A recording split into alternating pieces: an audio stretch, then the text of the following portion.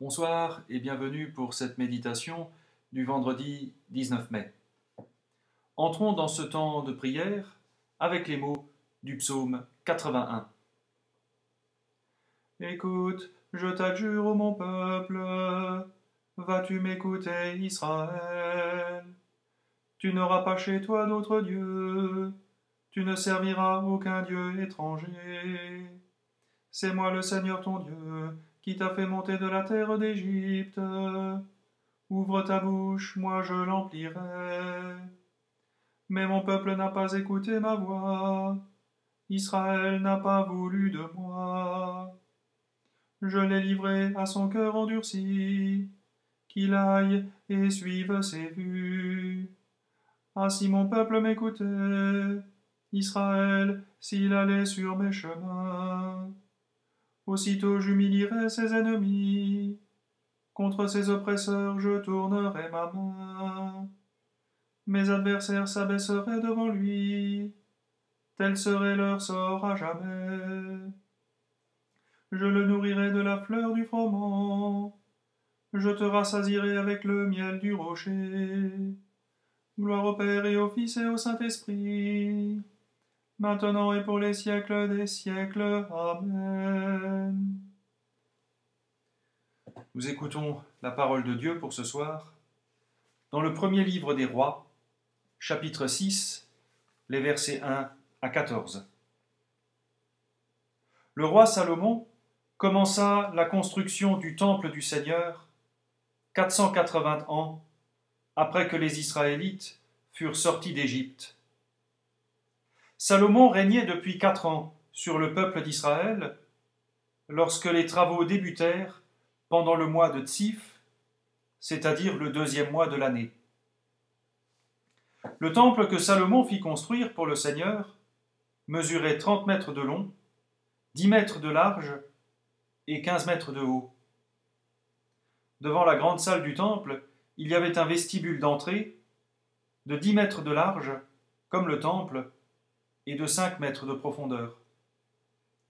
Dans les murs du temple se trouvaient des fenêtres à cadres recouvertes d'un grillage. On construisit une annexe de 3 étages qui s'appuyait contre le mur extérieur de la grande salle et de la salle du fond.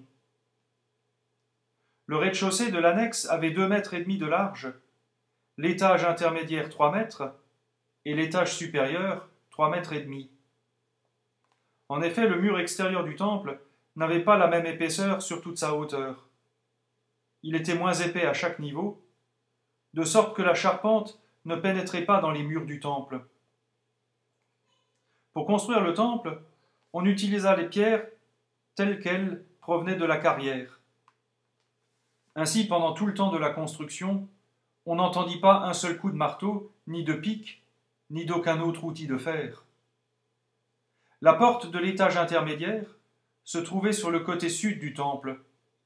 On y accédait par un escalier tournant, de même qu'à l'étage supérieur. Pour finir la construction du temple, on fit un plafond au moyen de poutres et de planches de cèdre. Quant à l'annexe construite sur le pourtour du temple, elle avait 2 mètres et demi de haut par étage, et les poutres de cèdre reposaient sur le mur du temple. Le Seigneur adressa la parole à Salomon. « Tu es en train de construire ce temple pour moi. Eh bien, si tu te conduis conformément à mes lois, si tu agis selon les règles que je t'ai données, si tu t'appliques à obéir à tous mes commandements, alors je réaliserai la promesse que j'ai faite à ton sujet lorsque j'ai parlé à ton père David. Je viendrai demeurer dans ce temple parmi les Israélites, et je n'abandonnerai jamais Israël, mon peuple. » Et pour accompagner ce texte, une méditation de Gérald Machaber. La construction du temple de Jérusalem vient clore 480 années d'errance à la suite de la sortie d'Égypte. Ce temple symbolise la réalisation de la promesse faite à Moïse de la libération du peuple de l'esclavage. Et pourtant déjà semblent se dessiner les contours d'un avenir où tout ne sera pas toujours aussi ferme et joyeux que ce moment particulier de l'histoire. La présence de Dieu en son temple semble être conditionnée à l'obéissance du roi et du peuple, aux lois et commandements de Dieu. Et pourtant la promesse fondamentale que Dieu a faite à son peuple depuis les patriarches est rappelée, il ne l'abandonnera pas. Les circonstances de l'histoire des peuples ou de nos histoires personnelles nous ballottent souvent, quelquefois douloureusement. Nous pourrions aspirer à ce que Dieu reste présent dans son temple, là où nous serions sûrs de le trouver, mais plus fondamentalement, il nous rappelle que même dans ces circonstances, il ne nous abandonne pas. Ta parole est une lumière à mes pieds, une lampe sur mon chemin. Le Seigneur fit pour moi des merveilles, saint est son nom. Mon âme exalte le Seigneur, exulte mon esprit en Dieu mon Sauveur. Il s'est penché sur son humble servante, désormais tous les âges me diront bienheureuse. Le puissant fit pour moi des merveilles, saint est son nom. Son amour s'étend d'âge en âge sur ceux qui le craignent. Déployant la force de son bras, il disperse les superbes. Il renverse les puissants de leur trône. Il élève les humbles. Il comble de bien les affamés. Renvoie les riches les mains vides. Il relève Israël son serviteur. Il se souvient de son amour, de la promesse faite à nos pères, en faveur d'Abraham et de sa race à jamais. Gloire au Père et au Fils et au Saint-Esprit, pour les siècles des siècles. Amen. Le Seigneur fit pour moi des merveilles, saint est son nom.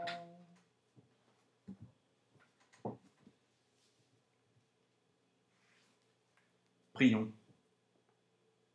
Seigneur, tu nous appelles à te rencontrer en toute personne. Accorde-nous le courage de nous ouvrir aux autres et d'aimer celles et ceux que tu nous confies, comme toi tu nous aimes. Nous te prions pour que nous reconnaissions ta présence en chacun et soyons attentifs aux plus faibles parmi nous. Nous te prions pour trouver le courage de revenir sur nos pas lorsque nous avons manqué l'occasion d'une rencontre. Nous te prions pour que dans le quotidien de notre monde, nous soyons signes de l'amour que tu nous offres en ton Fils. Souviens-toi de ceux qui souffrent, que ton amour les porte et les accompagne. Et dans le silence, nous voulons confier notre propre prière.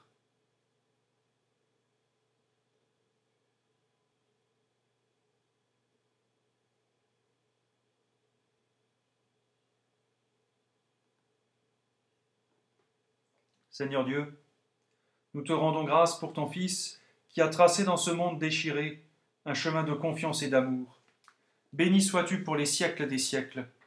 Amen. Et ensemble nous pouvons prier, Notre Père qui es aux cieux, que ton nom soit sanctifié, que ton règne vienne, que ta volonté soit faite sur la terre comme au ciel. Donne-nous aujourd'hui notre pain de ce jour. Pardonne-nous nos offenses, comme nous pardonnons aussi à ceux qui nous ont offensés. Et ne nous laisse pas entrer en tentation, mais délivre-nous du mal, car c'est à toi qu'appartiennent le règne, la puissance et la gloire, pour les siècles des siècles. Amen.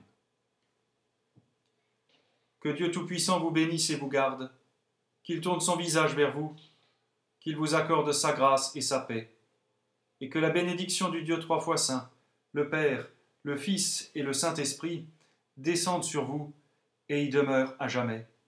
Amen. À toutes et à tous, bonne soirée